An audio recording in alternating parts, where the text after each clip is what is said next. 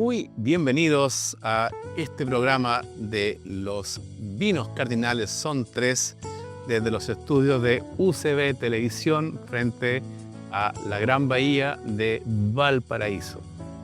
Primero, antes de comenzar, queremos agradecer por toda la sintonía y todas sus ideas y mensajes que nos hacen llegar a través de sus redes sociales.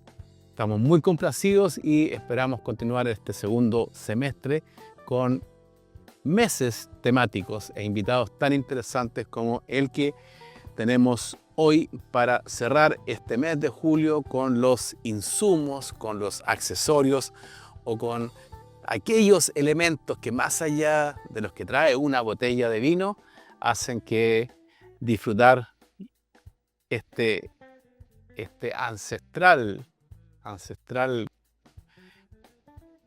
preparación con uvas sea mucho más sublime. Y ya paso a saludar a con quien hago equipo, mi copanelista el día de hoy, nuestra GOAT, Cecilia. ¿Cómo estás estos días lluviosos allá en Santiago de Chile? Con esta lluvia también, pero tan contenta de que caiga agua, limpie un poquito el aire y lamentando todo lo que está pasando en el norte, obviamente. Todas las exageraciones, ¿cierto? No son buenas. Linda el agua, pero nunca tanto. Claro, Pero sí, ha caído mucho en muy poco tiempo y la paradoja es que a pesar de tanta agua caída, todavía estamos por debajo de lo que se considera un año normal para esta fecha. Pero ahora pasamos a recibir, a darle la bienvenida a nuestro invitado de hoy, que está acá porque es parte de un elemento muy importante en el proceso de elaborar un vino. Pero como también es enólogo y muy afamado y apreciado por los vinos que hace, en este último programa, donde prácticamente hemos estado en ley seca, sí vamos a descorchar vinos de nuestro estimado y querido Felipe García, enólogo y director de TN Coopers, Tonelería Nacional Chile. Bienvenido, Felipe, gusto de verte. bravo Felipe. Bienvenido. Muchas gracias, un gusto estar acá. Ceci, que van a estar en una transmisión juntos. Max, muchas gracias por la invitación. Así que esperemos hoy día hablar de vinos, la madera del vino, que para mí es muy importante. Así que Sí, por tu invitación. Eso. Sí, Me parece. Es que yo creo que ya para situar a nuestros telenófilos oyentes, los que vayan desde Viña del Mar, Valparaíso, Algarrobo, hacia Santiago, cuando van subiendo por la Cuesta Lo Prado, yo recuerdo de niño, a mano derecha, se divisa La nota de arriba. Ah, la Cuesta Barriga, gracias. Se me cayó el carnet también. Yo recuerdo que en el asiento de atrás, en el auto de mis padres, miraba esta preciosa casa señorial, estilo inglés, que con el tiempo fue desapareciendo detrás de estas monumentales instalaciones que son hoy TN Coopers en Chile. Así que es muy fácil ubicar en dónde está la oficina de nuestro invitado de hoy, ahí subiendo por la cuesta. Pero con un hermoso parque que tiene, además, un hermoso parque. Hasta con pavo real me acuerdo que hay. Muy lindo. además, pero ya que hoy día vamos a hablar mucho sobre barricas y su elaboración en Chile, vamos a partir con los vinos de Felipe, que Cecilia dijo que ya estaba muy intrigada y tiene varias preguntas para hacer. Le damos la partida a Felipe que nos cuente qué nos trae hoy día y por supuesto vamos a hablar del maravilloso complemento que significa la barrica en los vinos y toda su filosofía. Vamos Felipe, te estamos esperando, ansiosos. Sí, ahí bueno, como ven en las cámaras de Cecilia y de Max, están dos botellas que elegimos, que son el Mourvedre, una variedad poco conocida en Chile porque hay menos de 200 hectáreas plantadas. Y otra que vamos a probar es el Durif o Petit Syrah. Y estas son dos de las etiquetas poco comunes que tenemos en nuestro portafolio de PS García. Y este amor por estas variedades poco convencionales parte con el Cariñán, que de joven yo estaba buscando cómo tener una relación a estos vinos franceses que eran corpulentos, pero tenían frescor, así es que lo hacían mucho más balanceado, lo mismo con los vinos italianos. De ahí conocí en los años, al principio de los 2000, el Cariñán, que fue el que me abrió la puerta a todas estas variedades mediterráneas y que hoy día en el portafolio podemos ver que tenemos Cariñán, Grenache, Mourvedre y también algo de Petit Syrah, que es el Durif, y también Petit Verdot, que el Cariñán y el Petit Verdot han sido estas dos variedades que me han acompañado en muchas de las mezclas que hago y son variedades bastante únicas. Entonces es muy interesante cuando uno se plantea en el proyecto propio qué vinos quiere hacer. Ahí en mi caso fue decir qué quiero hacer, cabeza de ratón o cola de león. Puedo hacer un Cabernet Sauvignon como los grandes Cabernet Sauvignon que tiene Chile. La historia enológica de Ceci demuestra que es una variedad que tú le has sacado un lustro precioso haciendo vino maravilloso, o tal vez ir por un camino que es más desconocido, tal vez es más de nicho, y explorar variedades que efectivamente no son masivas, no están están muy reducidas en las cartas de vino porque hay solamente un pequeño segmento que son estas otras variedades, pero finalmente, en mi opinión, son las variedades que le aportan color, diversidad, expresiones de paisajes diferentes a los vinos de Chile, por lo cual muy contento de que hoy día estemos probando estos dos vinos. Pero el Mourvedre, ¿tú te enamoraste o pensaste en el Mourvedre por las condiciones que tiene Chile climática, porque lo conociste en España o en el Mediterráneo, en Francia, en el sur de Francia? ¿Cómo fue el amor con él? Porque estoy muy intrigada por el Mourvedre o el Monastrell, como le llaman en España. Sí, este es, yo digo, un amor por partes. El primer amor fue el Cariñán. Entonces, cuando partimos el proyecto de viño con otros enólogos que nos enamoramos del Cariñán, empezamos a ver qué eran las cosas que tenían en común los vinos que a nosotros nos gustaban. Y nos dimos cuenta que tenían tres cosas en común. Uno, que eran hechos de la variedad de Cariñán, que ese Cariñán venía de una región bastante específica, que era el secano interior del Valle del Maule, y lo tercero, que eran parras viejas.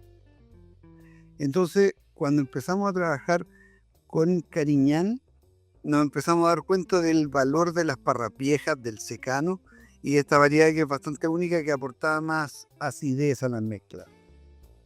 Y cuando a mí me toca desarrollar el proyecto con mis actuales socios, que son la familia Mendoza, ellos tienen un campo en Itata, en la parte norte de Itata, que es en San Nicolás, que es en Piedra Lisa. Y ellos, cuando me llevan allá, era porque querían plantar un Cabernet Sauvignon, y yo dije, wow, otro Cabernet Sauvignon en lomas de granito. Realmente no me motivó mucho eso, pero claro, cuando veo que al final de esta loma que ellos me muestran hay un estero, y después parten las primeras cordilleras, las primeras montañas de la cordillera de la costa, y hay un viñedo precioso en esos cerros, me doy cuenta y digo, ¿qué es eso? Me dicen, es país. Y por las condiciones climatológicas, de suelo que teníamos, dije, wow, acá tal vez hay algo muy potente que podemos hacer, que es injertar variedades mediterráneas que sean complementarias al Cariñán, que fue mi primer amor. Y en esas variedades complementarias, de los vinos que había probado tanto en viajes por Estados Unidos como por Europa, siempre venía esta mezcla que era Cariñán, Grenache, Syrah y Mourvedre, y que se combinan estas cuatro en los famosos GSM, QCM. Entonces, buscar estas variedades fue bien interesante porque empecé a probar lo que hacían amigos. En el caso, recuerdo clarísimo que el material de donde proviene el mover nuestro es de Viña Erasmo, que ellos trajeron sus propios materiales y ellos lo reprodujeron y empezaron a hacer vino y dije, wow, aquí hay algo muy interesante. Y en el caso del Durif, que me estoy adelantando, es de López Pangue, que yo a ellos lo asesoré en el año 2013-2014 con sus primeros vinos y ahí empezamos a probar este Petit Syrah que era realmente interesante.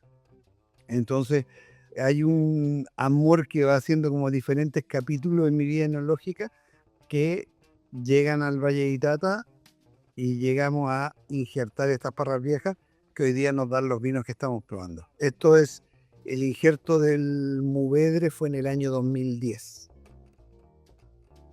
Sí, tremenda variedad, ¿eh?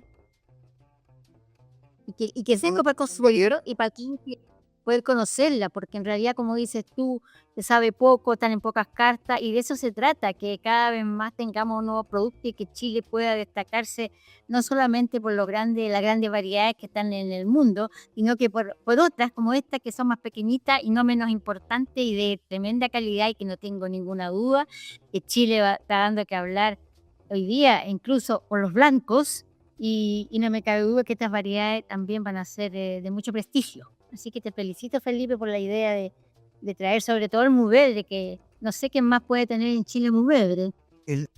Hoy día éramos más, hoy día ya quedan poquitas etiquetas porque Santa Carolina la tenía en su línea de specialties, pero lo desapareció.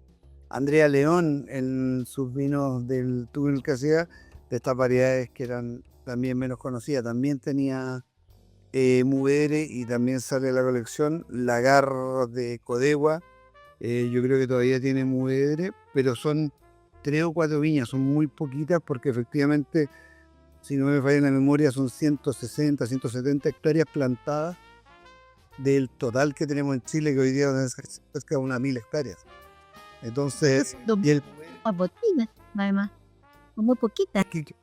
Es muy poquito porque este sector, que es una parte del viñedo, nosotros tuvimos un incendio muy grande en el 2017 y de la hectárea y media que teníamos de Mourvèdre quedó menos de 1 hectárea después de ese incendio, que era la parte que estaba más pegada al bosque nativo, y el bosque nativo en el incendio toma una temperatura tremenda y una franja de 4 metros, la que estaba contigua al bosque nativo, finalmente se quemó y no volvió a brotar. El resto volvió a brotar y por eso nos quedamos con un poquito de superficie de Mourvèdre y ahora estamos aprendiendo de nuevo cómo manejarla, porque también nos dimos cuenta que el pie del Mourvèdre, cuando quisimos plantarlo de manera directa, o las raíces, para que quienes nos están viendo y escuchando entiendan, las raíces son bastante débiles y se dan mucho mejor cuando es usando portainjertos, ya sea el de las raíces del país o otros portainjertos que son más resistentes a estrés. Entonces, eso es lo que pasaba con muchos también de los Mourvèdre que son plantados con riego y franco, es que son una variedad muy productiva, de un racimo muy grande, que no llegaba a madurar la gran mayoría de las veces, y el vino quedaba muy verde, y por eso viene este dicho del Mourvèdre, que muchas veces muy verde, es por estas condiciones. Y al ponerlo en un injerto sobre parras de país que tienen más de 130 años, la condición ya restrictiva, entonces tenemos un racimo pequeño que madura temprano en la temporada. El primero que madura es el Grenache y el segundo es el Mourvèdre. Entonces nos da un vino que tiene una acidez mayor, que hace que el vino sea largo y que la literatura dice que el Mourvèdre tiene un hoyo en el paladar medio. Yo creo que en este caso, por la acidez del vino, hace que corra y complete la boca del vino. No siento el hoyo yo, la verdad. O sea, y tanto como el hoyo, como el picarón, no lo siento. Pero tiene un tremendo color, tremendo, intenso. Este es 2021, 21. O 20. Es 21. Sí, ahí tiene. Está estupendo. Tiene papás.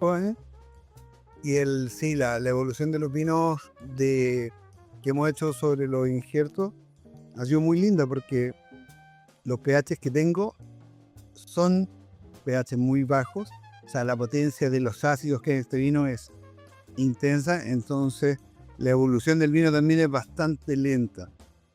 Van a probar que el Durifel 2023, que les mandé estas 2 cosechas, para que vean la cantidad de fruta que va a mostrar, la potencia que tiene y cómo la evolución se hace bastante lenta en el tiempo, y eso habla también de una longevidad de estos vinos.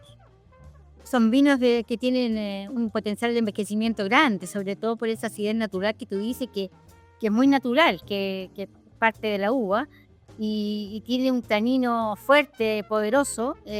Sin embargo, tiene frescor también. Está muy, muy agradable, es fresco, pero con un tanino firme. Me dieron ganas de comer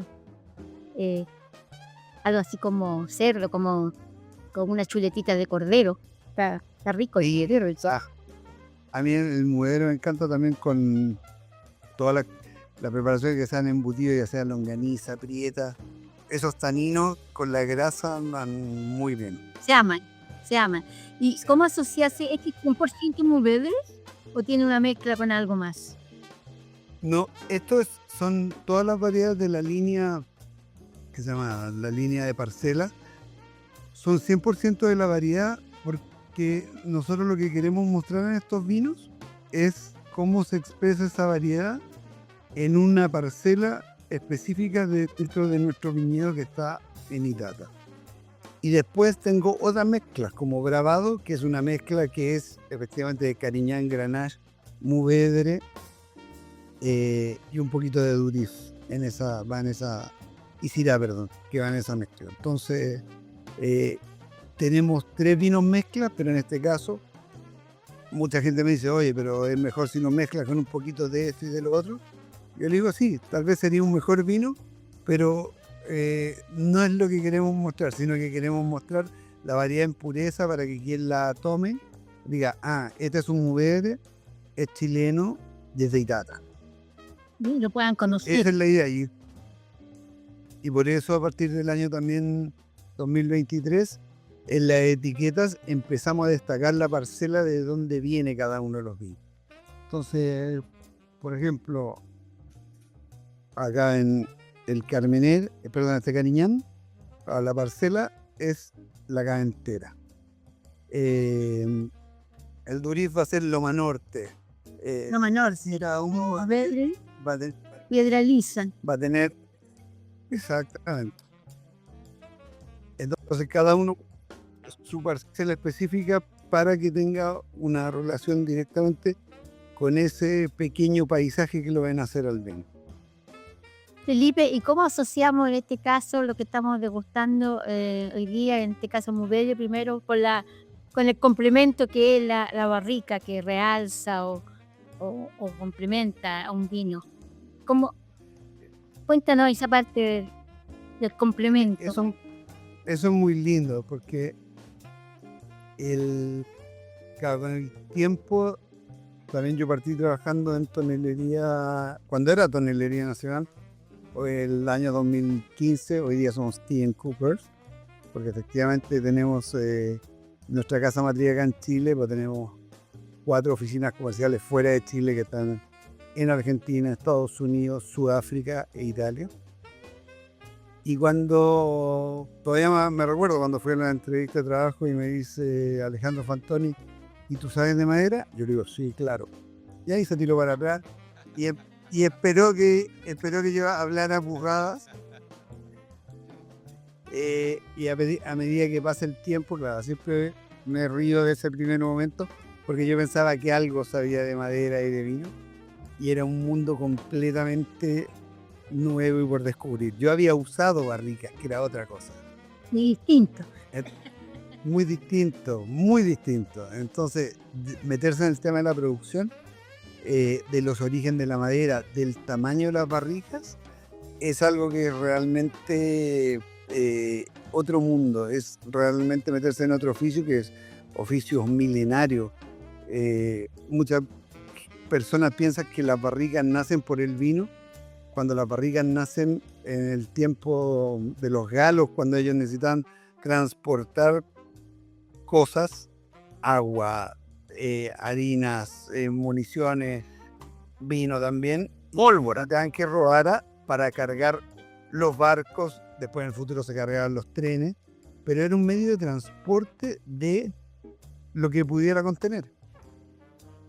Porque era, después, ¿por qué fue de roble?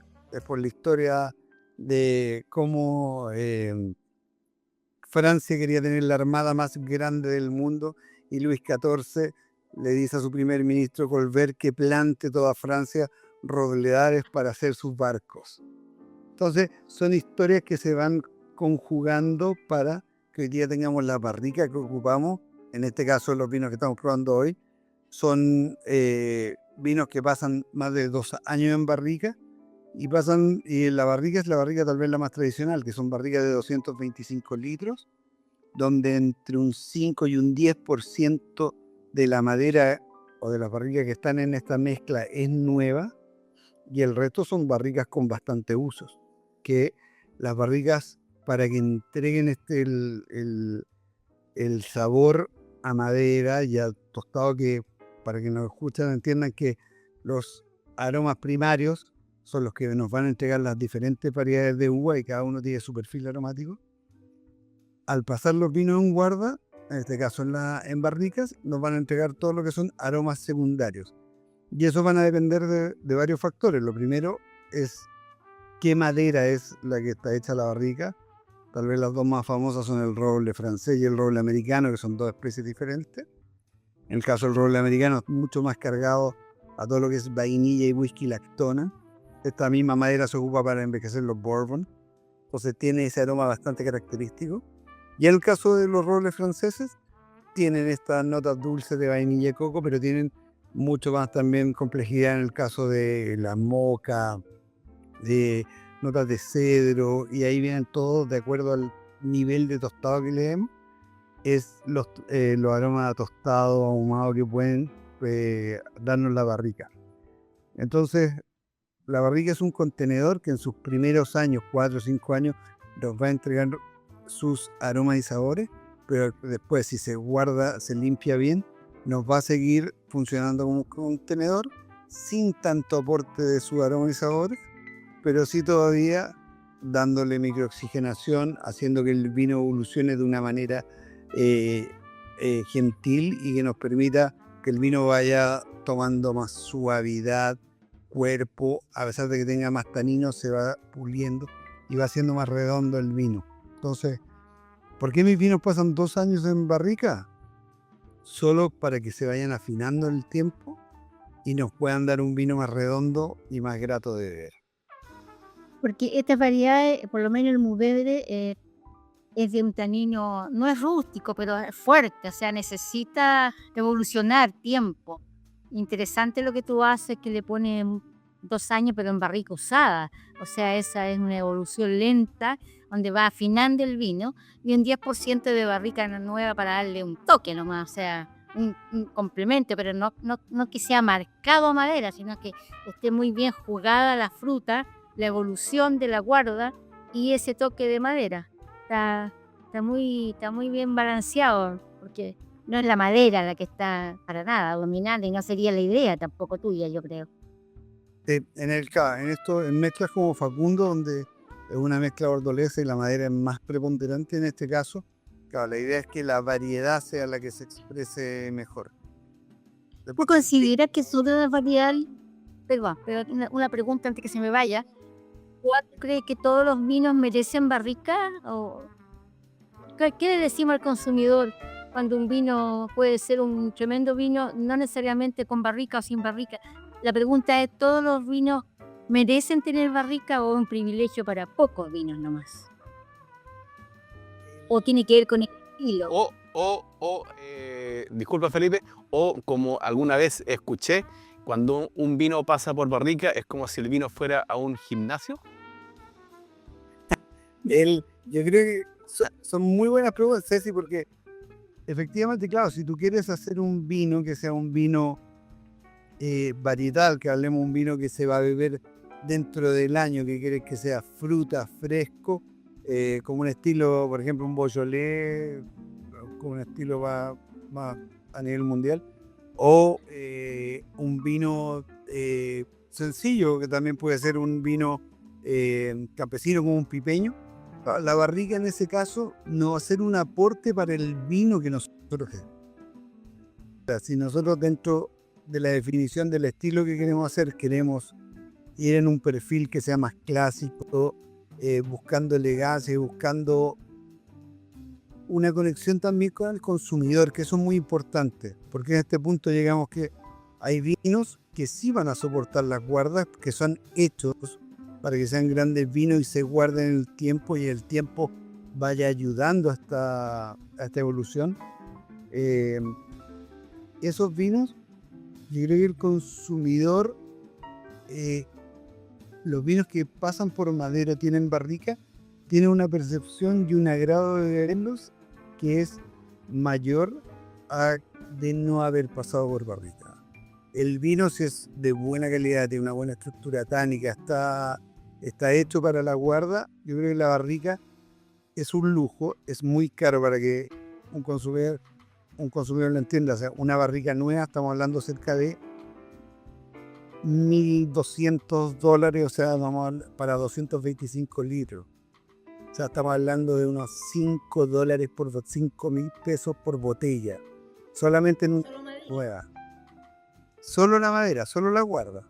Entonces, efectivamente es un lujo, es caro, pero para los vinos que están en sobre 15,000 pesos, se puede pagar este lujo que realmente va a dar un aporte que es tremendo, porque va a aportar tanto, como dice Max, al gimnasio, que yo creo que el gimnasio, si es bien llevado, puede llegar a una figura tónica, tonificada, esbelta, que no tiene que ser musculosa, si eligen la parrilla adecuada, pero también le va a dar longevidad, lo va a estabilizar en el tiempo.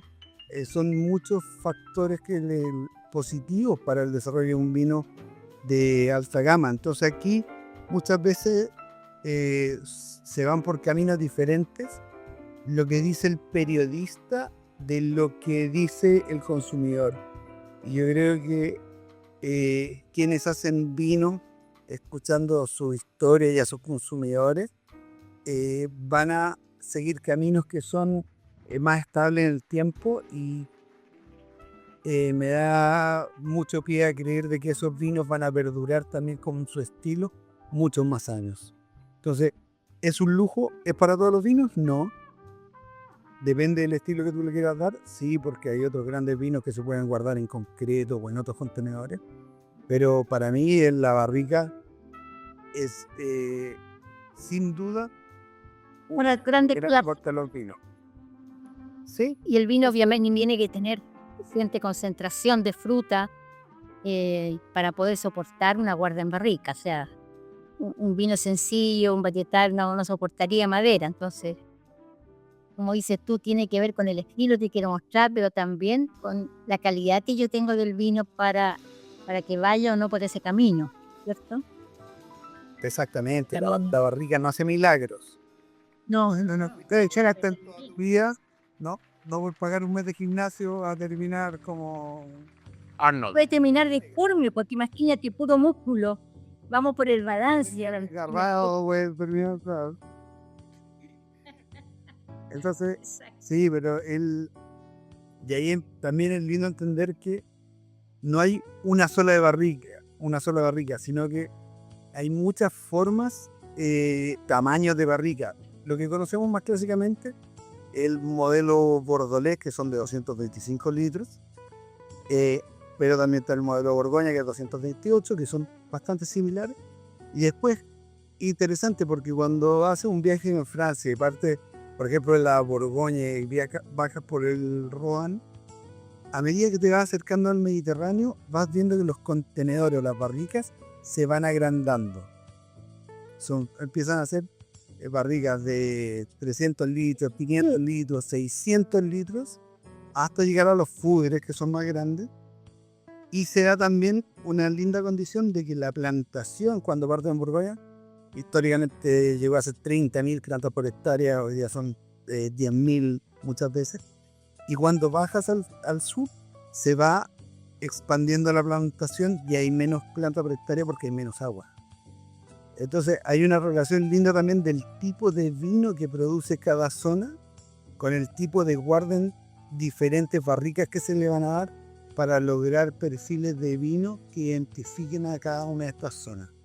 Muchos factores involucran el vino, la guarda, la barrica, qué tipo de barrica. ¿Para qué vamos a hablar de los bosques? Porque, o del americano, la diferencia entre un roble americano y un francés en el vino es de otra historia. Tú el americano, el francés, porque depende del estilo también. A propósito, me cuelgo de ese comentario. ¿Ustedes, Felipe, trabajan con bosques propios? No, ahí son pocas las tonelerías en el mundo que trabajan con bosques propios. La gran mayoría de las bosques para barrica hay una relación, voy a hablar específicamente del caso de francés, hay una relación de lo público y lo privado, donde es más o menos un 60-40 que lo maneja el Estado francés y el otro por ciento es particular, pero hay una institución que es la ONF, la Organización Nacional Forestal, que maneja explotación de los bosques que van a barrica. Porque dentro de los 3 millones de hectáreas de robledales que tiene Francia, hay una porción que va destinada solo a barricas.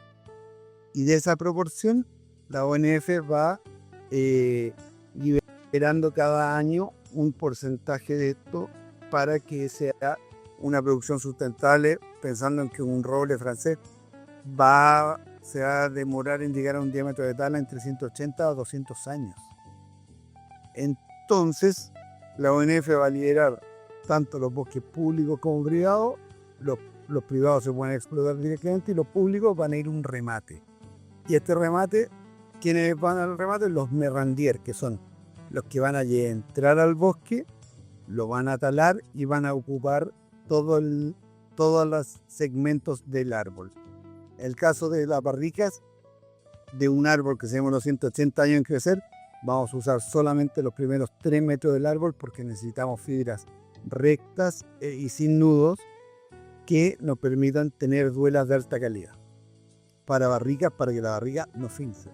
Entonces, nosotros, ¿qué vamos a hacer? Nosotros le vamos a comprar la madera a merrandier y así funciona el 95% de las tonelerías que tienen como proveedor a los merrandier que rematan de explotar los bosques y finalmente tú le compras los diferentes tipos de piezas que quieres. Maderas para duela, maderas para duelas de barrica o maderas para alternativos. O sea, ustedes importan. O sea, ninguna barrica de TN Coopers tiene algún trozo, alguna parte de un árbol que creció en Chile. Sí, tenemos. Ya. Hacemos barricas, hacemos una pequeña cantidad muy pequeña de barricas de lenga, que también son de la Patagonia y están con manejo totalmente controlado y manejo sustentable. Pero hoy día la lenga la estamos usando para destilados principalmente. ¿Nosotros qué hacemos? Importamos madera desde Estados Unidos, madera desde Francia y desde Rumania importamos roble europeo, acacia y cerezo. Y con eso nosotros cubrimos nuestro pool tanto de barricas como de madera alternativas. Perfecto. Pero no me... Y con esto, Cecilia, nos vamos a nuestra primera pausa de avisadores, porque ya sabíamos que este programa iba a hacerse muy, muy, muy estrecho, porque hay tanto que saber, que aprender. Primero, conocer de los vinos de nuestro invitado de hoy, vinos de PS García, y de este otro universo paralelo que es tan importante en el mundo del vino, que son las barricas. Como siempre, recuerden esta parte del programa, vayan a ferias de vino, nunca le pidan precio o descuento a un productor de vinos como nuestro invitado de hoy, y los países agrícolas son mejores países. Gracias por escucharnos, ya regresamos.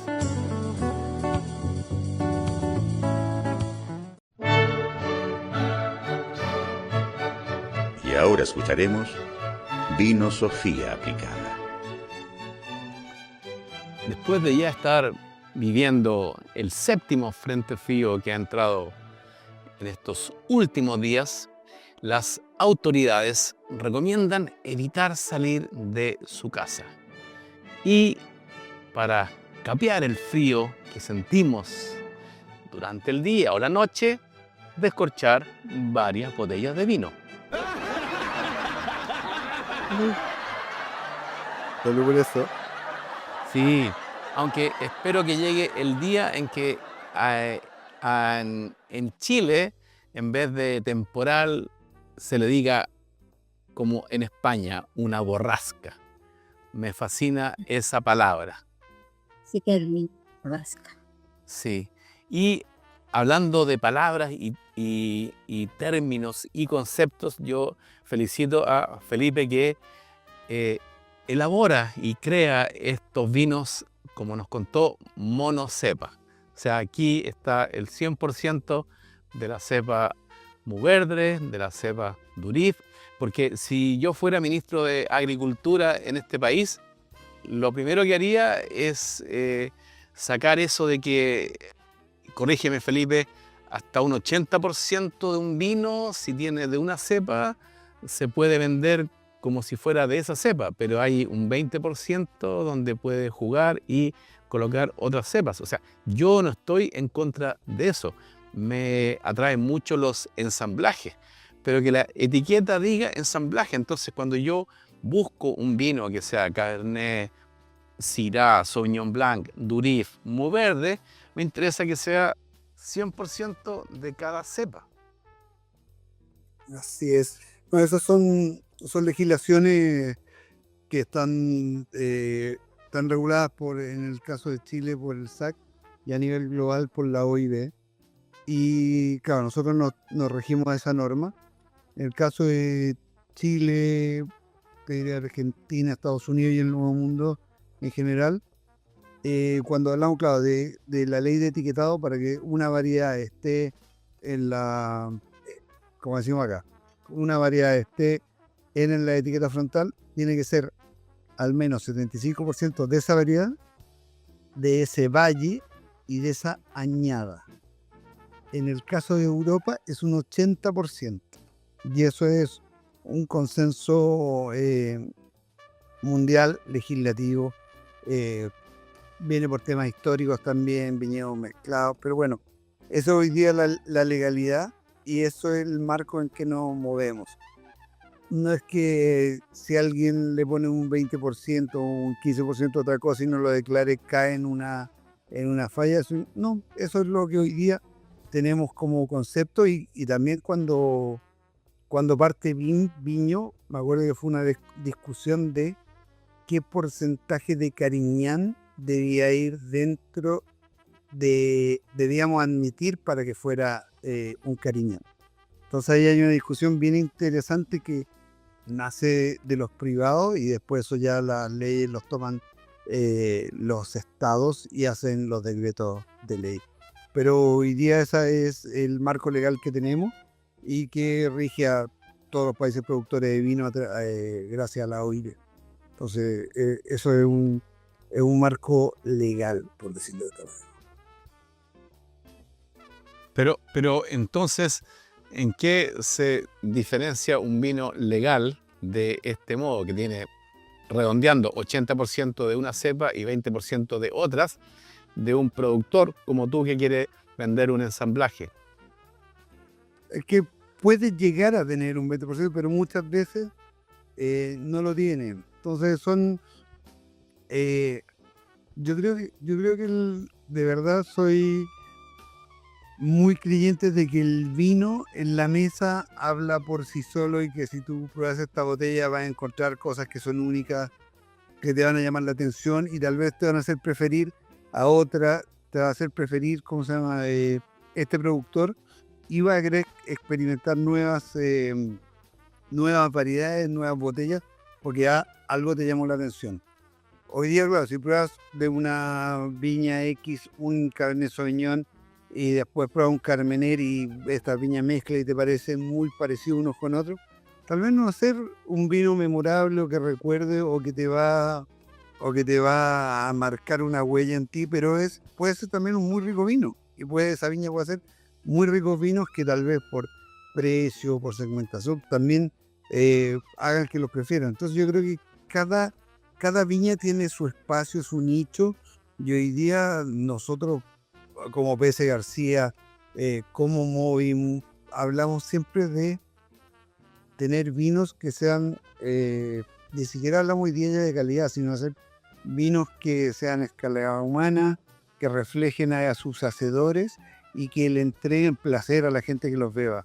Que la gran diferencia entre mi bodega y la bodega que puede mezclar los vinos, tal vez es que yo puedo contar la historia en primera persona.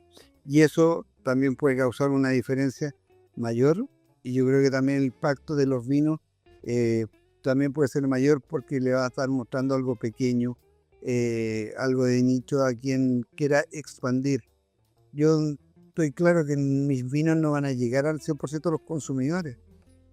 Por un tema de que soy una viña pequeña, tal vez los precios son más caros, no tengo una red de medios tan grande para hacer una difusión masiva, pero yo espero que la gente conocedora de vino, que les gusta experimentar y tener una experiencia en torno al vino, ser trascendente. Entonces, hoy día el vino yo creo que está en un momento de inflexión también, donde yo creo que las experiencias que son más masivas o que quieren llenar todos los espacios, tal vez se vuelven menos atractivas. Entonces, pero yo celebro cualquier persona que tome el vino, ya sea el vino de 3.000 pesos, de 2.500 pesos, de 4.000 pesos. Si los jóvenes quieren partir tomando una sangría, si quieren partir tomando un Melvin, que se animen a tomar vino, para mí es un acto de celebración. Entonces, más que ser un policía del vino, yo pongo al vino dentro de una conversación. Yo creo que cuando nosotros cometemos el error de poner el vino en el centro de la conversación, ahí lo estamos alejando de la gente. Yo creo que el vino tiene que ser el que genere la conversación entre quienes lo están bebiendo. Entonces, yo ya con el tiempo me fui relajando un poco más en términos de no, que el vino es lo más importante. No, hoy día el vino es el vino tiene que ser el conector, tiene que ser el quien nos junte, más allá de que sea no sé, yo creo que cuando ya ponemos, estas son palabras de Ignacio Conca, que la escuché, que decía, cuando ya ponemos el vino como centro de la mesa, yo creo que ahí ya estamos cometiendo el error y estamos siendo ciegos frente a los consumidores de nuevo. O sea, el vino tiene que ser parte de la vida, es un producto social, tiene que acompañarnos en forma natural, no bajarlo de las estrellas. Y con respecto a lo que tú decías, para terminar ese tema de los porcentajes, Felipe, cuando uno dice Mourvedre o Durif o Cabernet Sauvignon, puede tener el 75%, el 80% o el 90% o 100%. Lo importante, como educadores, nosotros como enólogos que tenemos que entregar, educar también, es que ese producto marque lo que se muestre lo que está diciendo en la etiqueta, aunque tenga un 75% de la variedad, 80, 90, o sea, 100%, que se note que es Mourvedre o que es Durif o que es Cabernet Sauvignon, en fin, porque si no, ¿cómo educamos? Que marque que la principal sea la variedad que esté en mayor cantidad y no sea una mezcla que uno no entiende nada, ¿cierto? Independiente del porcentaje, que un 75% en Chile, pero que parezca Cabernet Sauvignon, aunque esté adornado de la fruta de un carmenero, de la grasa de un, que se lleva el nervio de un Cabernet Franc, pero que marque el Cabernet Sauvignon o la variedad que tú estás mostrando en la etiqueta, para educar. Exactamente, sí. ¿No? Yo creo que también es el, claro, el marco legal es uno, pero los enólogos también, yo también he trabajado como asesor, que realmente, claro, tú a veces tienes, no sé, por el caso de un Cabernet Sauvignon, que dices, pucha, quedamos un poquito flaco para hacer un Cabernet Sauvignon y le agrega un poquito de Petit Verdot y dices, oh, ya, pero los taninos me quedan un poquito altos y le agrego un poquito de Carmener y ahí vas consiguiendo esta redondez, pero siempre con una expresión de Cabernet Sauvignon. Claro, al momento que tú le agregaste muchas cosas y ya dejó de parecer un Cabernet Sauvignon, es que efectivamente fallaste el concepto de entregar un mejor Cabernet Sauvignon. También esto de los porcentajes te ayuda también a arreglar, como digo yo, vino con vino, de que la expresión final de esa botella, de ese Cabernet que estoy hablando, por ejemplo, sea un mejor Cabernet. Va a tener un par de toquecitos de otras cosas tal vez, pero la idea final, como dices tú, Ceci, es entregar un producto que sea muy relacionado con la variedad que está etiquetada. Yo aplaudo a viñaderos como Felipe que embotellan 100% de una cepa. A mí me gusta mucho imbuirme cuando encuentro que un vino es 100% de esa cepa. Me gusta sumergirme en sus características y disfrutarlo. Pero para presentar nuestro próximo vino, voy a contar una anécdota con nuestro querido y estimado Grant Phelps, un destacado enólogo neozelandés afincado acá en Chile, cuando con él éramos panelistas del programa de Radio FM donde yo comencé esta aventura de comunicar el vino en los medios. Nosotros llegábamos al programa y no sabíamos quién era el invitado, los vinos, nada. Entonces comienza el programa y le preguntan a Grant, oye, ¿tú conoces ese vino? Mira, no sé, Felipe, si era uno de o sea, tus vinos, pero le pregunta el conductor, oye, ¿tú conoces, tú sabes qué es este vino Durif? Y Grant, que es un entendido enólogo, se suponía que debería conocer esta cepa y se saca el pillo diciendo Durif, es una cepa. Entonces, con esa anécdota típica de Grant, te saludamos y esperamos que regreses pronto. Yo siempre tengo una conexión muy cercana con un vino elaborado con esta cepa Durif, también conocida como Petit Syrah. Tú ya descorchaste tu Durif. Cecilia, ¿qué te pareció? Sí, claro, está tomando aire. Sí, la verdad que el Petit Syrah o el Durif no tiene nada de petit, porque es un gran vino. Le llaman Petit Syrah y es el hermano, puede ser el hermano mayor o qué sé yo, el hermano menor o primo del Syrah, pero de Petit no tiene nada. En realidad es una gran variedad que en Chile evoluciona muy bien también. Hay grandes Petit Syrah en Chile. Pero ahí bueno, tú tienes muy cerca dos buenos ejemplos. Que yo la primera vez que probé el Petit Syrah fue por el Petit Syrah Reserva de Carmen, el de la etiqueta azul. Que la hacía Álvaro Espinosa en esa Que lo hacía hace muchos años y después el gran vino que salió fue Bugambilia. Claro, Andrés, Petit Syrah precisamente estaba plantado en un parrón porque se había pedido Syrah y llegó Petit Syrah y nadie lo conocía el Petit Syrah y nosotros habíamos importado Syrah. Y resulta que después todo el mundo, o sea, peleábamos porque se tuvo que dividir ese parrón para Viña Carmen y Viña Santa Rita como mi hermano.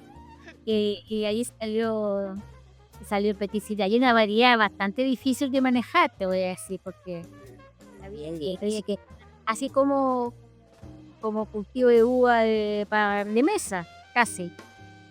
Sí, efectivamente, era una variedad muy productiva, racimos grandes, pero la piel es muy sensible, entonces apenas se empieza a aprietar, se puede rajar la piel y eso empieza con... Le hincha la boquita y deja la grande. Pero es maravilloso, tal cual, pero es una linda variedad, se puede hacer grandes vinos con el Petit Syrah. Y tú sabes que el Petit Syrah, ¿por qué se llama Durif? Sí. ¿Por qué se llama Durif? Es porque el injerto que se hizo, que viene del Syrah y de la otra variedad que no me acuerdo cómo se llama en este minuto, la hizo señor Durif, de François Durif, el genetizo, quiere decir. Marcel Correc. Sí. Dice, El Petit Sirá, claro, hoy día donde está más plantado es Estados Unidos, donde hay plantaciones viejas. Y ahí, claro, es una bolsa de gato, así tal como le llegó a Santa Rita y Carmen mezclado. En Estados Unidos, claro, las 4 variedades que están más, o sea, que hoy día corrieron la genética de la variedad y hay una mezcla. Principalmente es Durif, después viene algo de Pelusán, algo de Syrah y algo de, hasta creo que algo de Pinot Noir metido ahí en esa mezcla de variedades esa misma muy diferentes. Sí, entonces Sí, eso son esas sería variedades. en Estados Unidos. En Estados Unidos todas esas mezclas se llaman Petit Sirah, que están mezcladas en los viñedos. Pero claro, el 70% del viñedo es Durif, pero el otro, el original es Syrah con Merluzán. El que hizo señor Durif en el siglo XIX, creo que fue, hace rato, fue Syrah con Merluzán. Y ahí nació el primer Petit Sirah. Después, claro, quedó la grande y empezaron a mezclar otras cosas. Y hay Petit Sirah 1, 2, 3. exacto, pero hoy día, claro, la variedad que mejor se conoce, claro, es, o sea, o en pureza sería el Durif. Entonces, es una variedad que justo con el Petit Verdot, yo siempre digo, estos son como dos luchadores de estos de las luchas libres, que son grandes, musculosos, pero yo digo, acá se visten de etiqueta y logran ser estos dos grandes vinos que son muy tánicos, pero con mucha fruta y estructura. Y nuevamente creo que en el caso de nuestro Durif, al estar injertado en parras de país, la acidez que le da al vino también lo hace que sea muy largo y le da un toque fresco que para mí le aporta una elegancia que salvo contar excepciones, el Petit Sirah es un bloque muy pesado, pero le cuesta mucho correr en la boca. Creo que acá anda muy bien y es una variedad que en Chile yo creo que se ha adaptado muy bien, porque yo he probado Petit Sirah de Maipo, que es espectacular, de Lolol, Vitata. En el caso de estos materiales nos los vendió la viña López Pangue, también sacan un muy rico Petit Sirah allá. Entonces es una variedad que se ha adaptado muy bien dentro de Chile. Y claro, o sea, yo injerto estas parras porque cuando yo trabajé en Viña Calina, que era parte de Kendall Jackson, y me tocaba viajar mucho por Estados Unidos vendiendo vino, una etiqueta que me llamó la atención muchísimo era de 2 elefantes en una cuerda floja haciendo equilibrismo, y la mezcla se llamaba Petit Petit, que era una mezcla de Petit Sirah con Petit Verdot. Y dije, wow, algún día voy a hacer esa mezcla. Nunca hice esa mezcla. Bueno, es tarde, tal vez el 2024. El 2024. O sea que el Petit Sirah de García, de Felipe. Sí. Oye, este claro es mucho más tánico, es más fuerte, es más masculino. Este sí que es más masculino. Aquí me llama incluso hasta un queso Roquefort podría comer aquí, con este vino, con este tanino. Y bueno, con vida entera. Y me parece más masculino. Y tu Mourvedre me parece, dentro de todo, más femenino. Por la fruta que tiene, por esa acidez, esa delicadeza. Y este es más robusto, más tánico. Como no es más bruto, sino que es más fuerte, más fortachón. El hombre que va a casar, digo yo. Yo creo que tú sabes, a lo mejor me vas a entender con esta referencia que hago, que el Petit Verdot y el Durif para mí tienen esta misma característica de ser grandes, tánicos, pero los taninos son muy diferentes. Entre el Durif, yo encuentro que si lo hablamos en granulometría para que nos entienda nuestro público, sería como el tanino sería como una arena y que sería, tú lo sientes en la boca. En cambio el Petit Verdot también tiene mucho tanino, pero un tanino más fino, tal vez como un polvo, un talso, que llena toda la boca. Entonces yo creo que ahí es una gran diferencia entre los taninos de esta cepa bordolesa y las que son más mediterráneas, que son entre los dos muy tánicos, pero los dos con diferentes sensaciones en la boca. Exactamente. ¿Concuerdas con la teoría o no? Absolutamente, absolutamente. Felipe, y regresando a tu otra faceta en el vino, a las barricas, te pregunto algo que quizás muchos consumidores se han preguntado, porque uno ve que la contraetiqueta puede decir 12 meses de guarda en barrica, 24 meses de guarda en barrica, o lo máximo que uno habitualmente ve son guarda de 48 meses en barrica.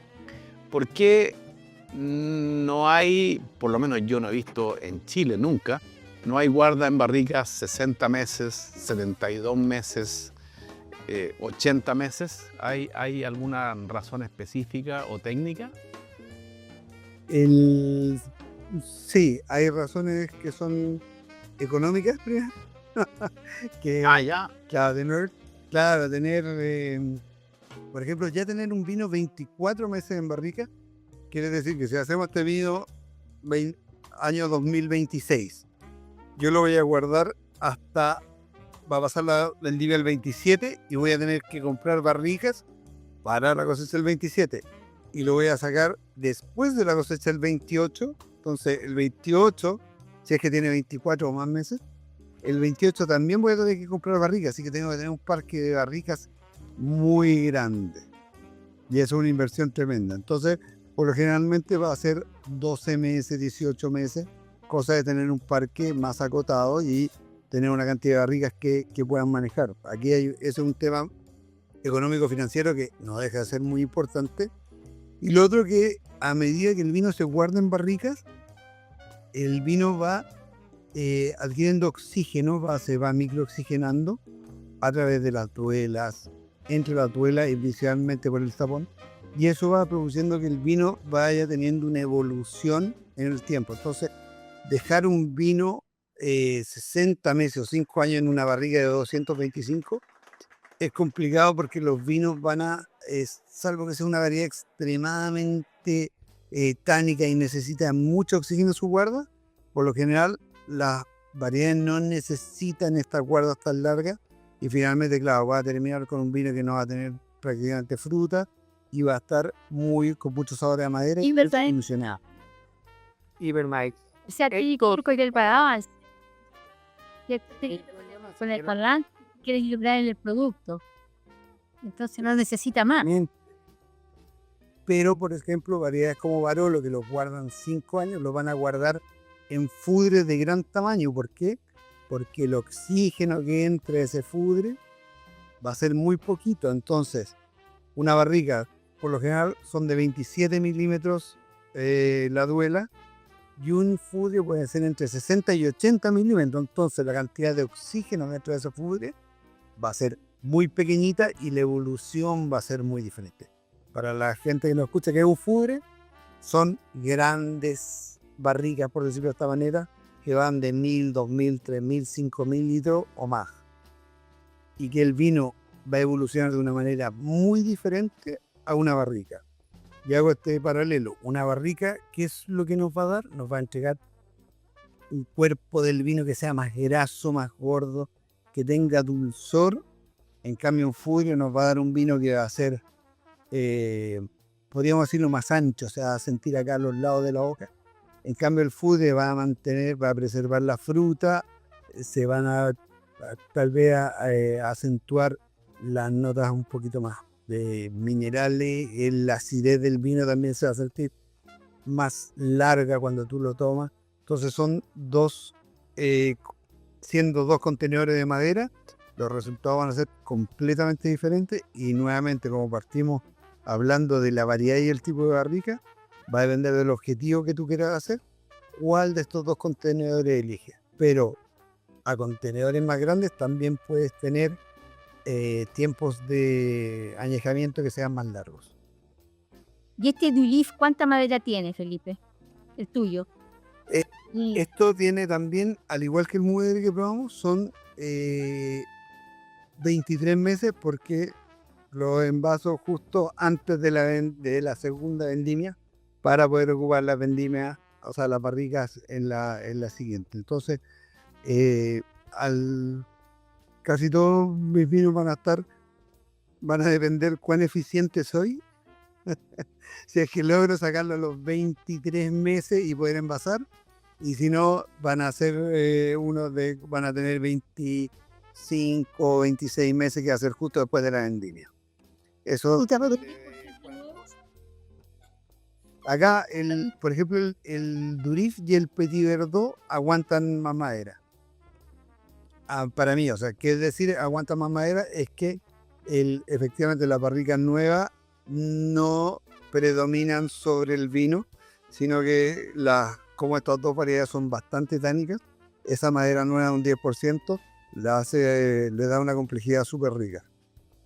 Oye, y como dijo Felipe en el segmento previo, recomienda disfrutar sus vinos con charcutería, y para eso estamos siempre con Ganderats, y aunque no lo tengo acá en esta mesa, pero por sugerencia de Felipe, yo hoy día hubiera maridado su Mourvèdre o este Durif con sus ya clásicas prietas con almendras.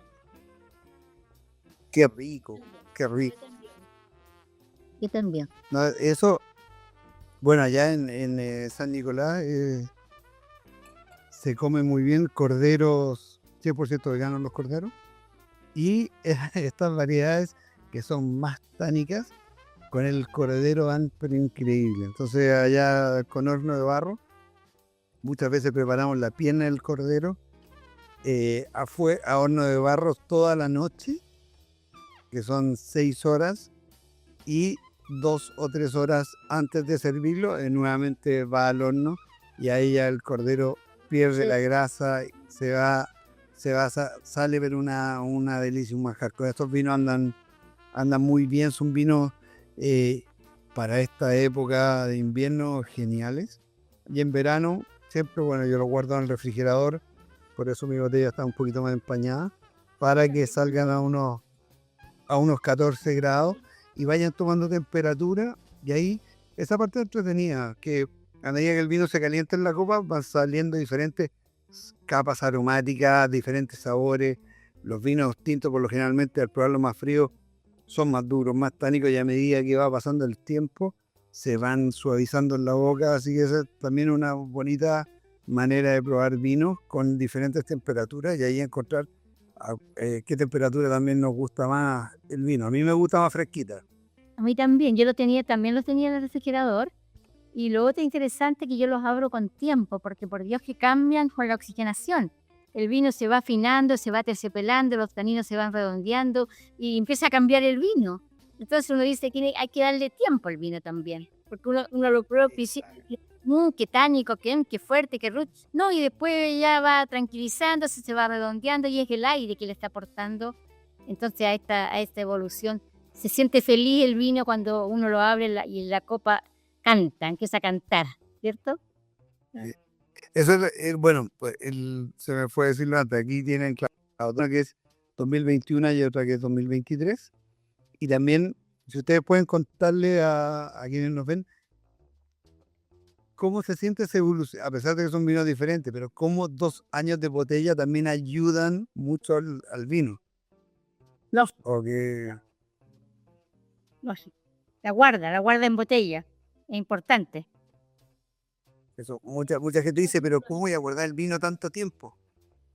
Bueno, lo guarda cada uno en su casa, así como los franceses, que lo venden en verde casi. Usted lo guardará, porque el costo de tener vino guardado en botella en la bodega es alto. Entonces uno lo compra y lo tiene que guardar uno. Estos vinos tienen potencial de guarda, entonces uno los puede conservar en su casa. ¿Cierto? Sí, a eso lo invito, que se compren 2 o 3 botellas. Si les gustó el vino, guarden una por ahí, cosa de poder sacarlo en el tiempo y verle cómo evoluciona. Y es una muy linda ejercicio. También cuando compren una cosecha nueva, si es que tienen una botella más antigua, de probarla para que vean cómo el tiempo que ustedes tuvieron ese vino guardado va a hacer que el vino que sea un vino totalmente diferente. Oye, Felipe, yo sé que son muy poquitas botellas, 2.800 y 3.200 botellas, pero de todas maneras te pregunto, ¿dónde podemos encontrar tus vinos y el precio de estos manjares, como se dice?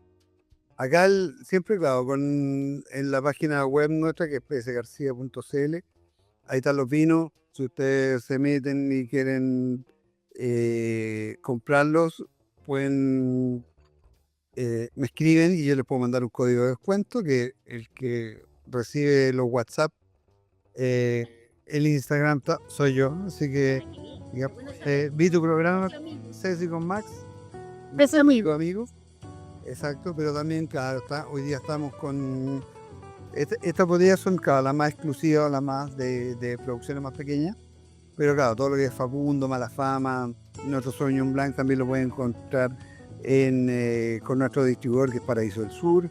En Jumbo estamos en varias retail como líquidos. Hay muchas tiendas, pero siempre directo. Es más fácil. Muy bien, muy apreciado. ¿Y hoy en algunos restaurantes estás?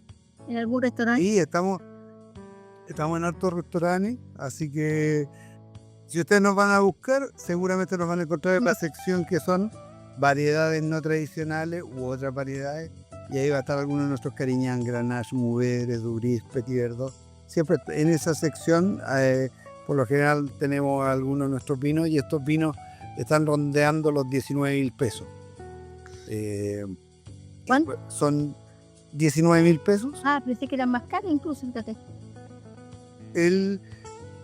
Nunca hemos tenido esta política de mantener los precios, tratando de estar bajo este límite psicológico de los 20.000 pesos, también queriendo que el público no se amedrente y quiera probar una botella de esta nueva variedad. Yo digo que claro, en exportación cobramos bastante más, pero digo, Chile, yo creo que la calidad parte por casa, que acá en Chile sean los vinos conocidos, y en realidad hemos hecho un buen trabajo y tenemos un muy buen distribuidor también, que nos ha ayudado a estar en muchos lugares, así que... ¿Están exportando? Sí, el 50% de nuestra venta son exportaciones.